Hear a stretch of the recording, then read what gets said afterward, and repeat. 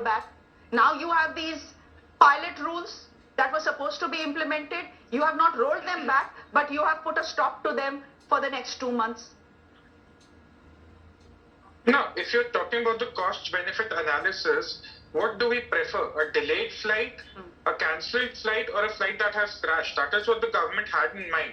When AI 171 crashed earlier this year, the one question we all were asking is that what is the government, what is our carrier doing to take care of the fatigue factor which hurts our pilots across the country?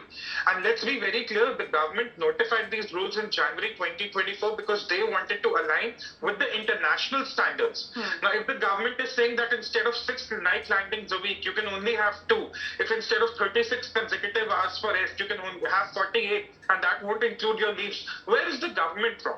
And this was before the crash. This was much before the crash. The government understands the kind of movement that is happening in the Indian aviation market. There will be greater demand in the coming years, but that's more the reason to ensure that the pilots' mental health, their fatigue factor is taken into account, and that is what the government suggested.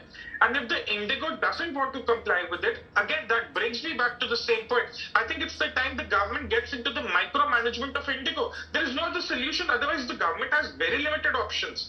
I don't want to get into the part where once upon a time, a government ended up nationalizing a private airline. That's a